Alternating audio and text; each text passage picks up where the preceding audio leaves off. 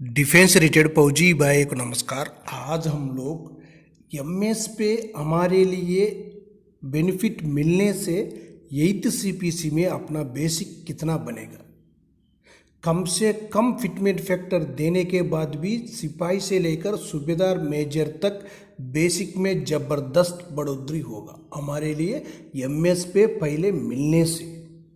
सरकार हमारे लिए देना चाहिए, जो सुप्रीम कोर्ट का जजमेंट भी फाइनल जजमेंट भी दिया हुआ है 8th सीपीसी में आप लोग का बातचीत करो आपको मिलेगा बोलकर।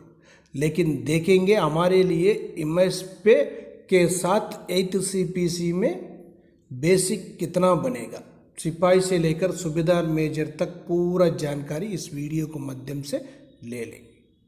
यही मिलेगा बोलकर मैं नहीं बता रहा हूँ, आप लोग ये नहीं सोचना दे दिया अभी आप इसी तरह टेबल बना दिए बोलकर।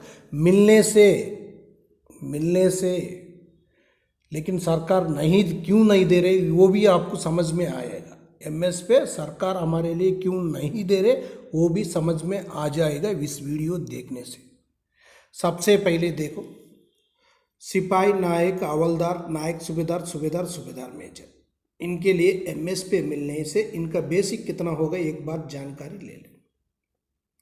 जो सिपाही साहिबान 17 साल सर्विस कर रहा होने से 20,463 रुपीज़ उनका बेसिक है।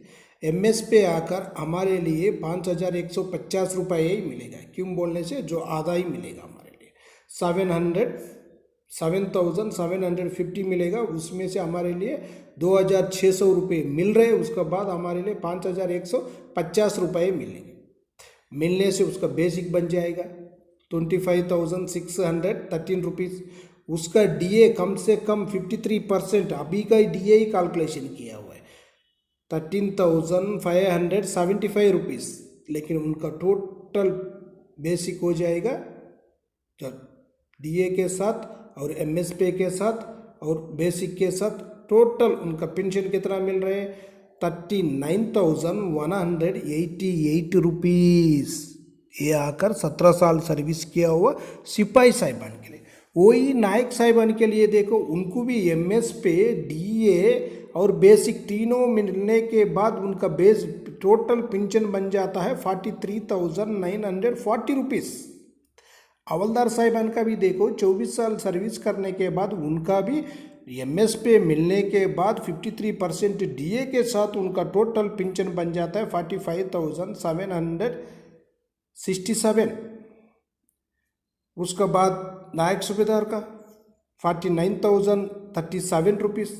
उसी तरह सूबेदार मेजर का भी आप लोग टेबल में जानकारी ले सकते हैं। इसी टेबल में सबसे पहले हम लोग सिपाही साहिबान का अच्छी तरह समझ में आने के जैसे जानकारी ले लेंगे। सिपाही साहिबान 17 साल सर्विस कर दिए, उनका बेसिक आकर 20,643 रुपीज़ उनका बेसिक है। उनको एमएस पे 5,150 रुपये मिल गए। मिलने के बाद उनका बेसिक कितना हो गया है 25,613 रुपीज़ बन गया। उसके बाद उसको उसी बेसिक को 53% डीए के साथ कैलकुलेशन करने से 13,575 रुपीज़ डीआर का अमाउंट बन जाता है। डीआर और बेसिक दोनों प्लस करने के बाद उनका बेसिक बन जाता, जो टोटल पेंशन बन जाता है 39,188 रुपीज़। 39,188 रुपीज़ के लिए कम से कम फिटमेंट फैक्टर लेकर कैलकुलेशन किया हुआ हूँ मैं।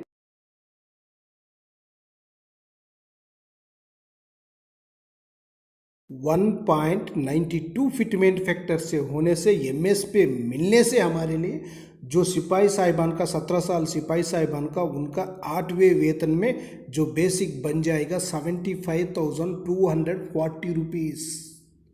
जो एक सिपाही के लिए ये मिलना था, इतना बेसिक मिलना था। उसका बाद फिटमेंट फैक्टर सेम बेसिक के साथ 2.08 डालने से भी 81,511 रुपीज़ बन जाता है। उसका बाद 2.28 फिटमेंट फैक्टर डालने से 89,348 रुपीज़ बन जाता है उनका बेसिक। इतना बेसिक मिलने से सिपाही के लिए ज़बरदस्त बेसिक हो जाए। उसका बाद नायक साहिबान का भी देखो, सेम उनका बेसिक जो एमएसपी के साथ पूरा कैलकुलेशन करने के बाद उनका बेसिक 53% डीए के साथ बेसिक कितना है 43,940 रुपीज़। उनके लिए फिटमेंट फैक्टर 1.92 से कैलकुलेशन करने से 84,368 रुपीज़ बन जाता है। वही फिटमेंट फैक्टर 2.08 से कैलकुलेशन करने से 91,395 रुपीज़ बन जाता है बेसिक 8th वेतन में। 2.28 देने से 1,183 रुपीज़ नायक साहिबान का बन जाएगा। हमारे लिए एमएसपी मिलने से 8वें वेतन में भी ज़बरदस्त बेसिक में बढ़ोतरी होगा। वो नहीं है एमएसपी मिला दिया बोलकर उन लोग मिलाकर पूरा खिचड़ी कर जो बेसिक देने से, उसके लिए तो बता नहीं सकता है, वो सरकार का इच्छा है, हम कुछ नहीं बोल सकते। उसका बाद हवलदार साहिबान का भी देखो, 24 साल सर्विस कर दिया हवलदार साहिबान है। उनका बेसिक एमएसपी मिलने के बाद 53% डीए के साथ बेसिक पेंशन बन जाता है, टोटल 45,767 रुपीज़। उनके लिए फिटमेंट फैक्टर 1.92 से कैलकुलेशन करने के बाद 8वें वेतन में बेसिक बन जाएगा 87,772 रुपीज़। कम से कम फिटमेंट फैक्टर लेने से भी एमएसपी हमारे लिए मिलने से ज़बरदस्त बेसिक बन जाएगा। और भी फिटमेंट फैक्टर 2.08 से कैलकुलेशन करने से भी और भी ज़्यादा होगा। उसका बाद 2.28 से कैलकुलेशन करने से भी और भी ज़्यादा बेसिक होगा 8वें वेतन में। जो सरकार इतना नहीं देना चाहता है, सरकार जो एमएसपी देने से इनको 8वें वेतन में भी ज़्यादा बेसिक देना पड़े, इसी की वजह से सरकार नहीं दे रही। उसका बाद देख लेना नेक्स्ट देखेंगे नायक सूबेदार साहिबान। नायक सूबेदार साहिबान का एमएसपी के साथ कैलकुलेशन करने के बाद 53% डीए के साथ उनका बेसिक बन जाता है 49,039 रुपीज़। फिटमेंट फैक्टर कम से कम 1.92 देने से भी उधर बेसिक जो है 8वें वेतन में बेसिक बन जाता है 94,115 रुपीज़। जो इक्वल एमएसपी मिलने से हमारा बेसिक क्या हो जाएगा, डबल हो जाएगा, ज़्यादा हो जाएगा।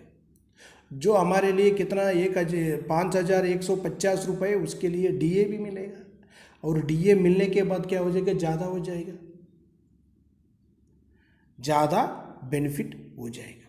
ये नायक सूबेदार का हो गया। अभी देखेंगे सूबेदार साहिबान 28 ईयर सर्विस करने से उनका बेसिक एमएसपी मिलने के बाद उनका बेसिक 53% डीए के साथ ही कैलकुलेशन किया। कम से कम जो डीए अभी मिल रहे उसी से किया हुआ हो, लेकिन उनका बेसिक बन जाता है, उनका टोटल पेंशन बन जाता है 54,047 रुपीज़। 1.92 फिटमेंट फैक्टर से कैलकुलेशन करने से 1,03,770 रुपीज़ तक उनको जो 8वें वेतन में बेसिक बनेगा। हमारे लिए एमएसपी मिलने से ज़्यादा बेनिफिट होगा। सिपाही से लेकर सूबेदार मेजर तक बेनिफिट पूरे के लिए मिलेगा। उसके बाद सूबेदार मेजर साहिबान का देखो। सूबेदार मेजर साहिबान का उनको एमएसपी मिलने से उनके लिए जो 53% डीए के साथ कैलकुलेशन करने के बाद उनका टोटल जो पेंशन बन जाता है 60,779 रुपीज़। कम से कम फिटमेंट फैक्टर 1.92 लेकर कैलकुलेशन करने से 8वें वेतन में आकर उनका बेसिक बन जाएगा 1,16,695 रुपीज़। इतना इनका बेसिक बनेगा 8वें वेतन में, इनके लिए इक्वल एमएसपी बराबर मिलने से। सैनिक भाइयों, अपना लिए इक्वल एमएसपी मिलना बहुत ज़रूरी है। क्यों बोलने से 8वें वेतन से पहले ही हमारे लिए कुछ ना कुछ फैसला आकर इक्वल एमएसपी मिलने से फैमिली पेंशनर हो, पीएमआर हो, उसका बाद जो सर्विस पेंशनर हो, सर्विस भाई लोग को पूरे के लिए बेनिफिट ज़्यादा मिलेगा। इसी में ज़बरदस्त से बेसिक बढ़ोतरी होगा। ओके फ्रेंड्स, ये वीडियो आपको पसंद आने से सब्सक्राइब करो, लाइक करो, शेयर करो। नेक्स्ट वीडियो मिलेंगे। जय हिंद, जय Bharat. All India railway federation की चुनाव के बाद पहली पीएनएम थी। चेयरमैन रेलवे बोर्ड के साथ में पूरा बोर्ड और सभी अधिकारी उसमें उपस्थित थे और हमारे सारे फेडरेशन के पदाधिकारी सारे देश भर से आए हुए थे, उसमें शामिल रहे। हमने वहां पर अपने चेयरमैन रेलवे बोर्ड के सामने जो है वो इस सवाल को उठाने का काम किया कि जो खासतौर पर 32,000 का रिक्रूटमेंट जो किया जा रहा है लेवल 1 का, ये कहाँ तक उचित है, क्योंकि जनरल मैनेजर्स ने जो इंडेंट भेजे थे उनके अंदर डिस्ट्रिक्ट कट कैसे हुआ। अगर सारे जनरल मैनेजर्स के जो है वो इंडेंट्स को लिया जाए तो लेवल 1 पर जो रिक्रूटमेंट होना चाहिए वो 80,000 से ऊपर का होना चाहिए। 76,000 उसकी तादाद आती है, तो उसको 32,000 पे कैसे ले आए, इसमें कौन सा मसमेलिज्म किया गया। तो अभी इस सवाल पर बोर्ड ने कहा कि हम पुनर्विचार करेंगे। उन्होंने कहा हर साल रिक्रूटमेंट करेंगे। हमने कहा हर साल रिक्रूटमेंट आप करें, लेकिन जो बैकलॉग है अगर वो खत्म नहीं होगा तो फिर इसको करने का फायदा क्या है।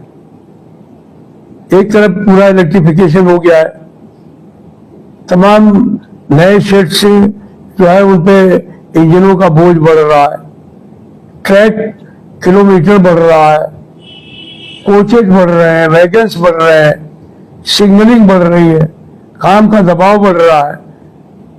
तो ये एक एक आदमी को 2-2 व्यक्तियों का, 1.5-1.5 व्यक्तियों का काम करना पड़ रहा है। स्ट्रेस में लोग हैं, तो अगर ये वैकेंसीज नहीं भरी जाएंगी, नया क्रिएशन नहीं होगा, तो ऐसे कैसे काम चलेगा।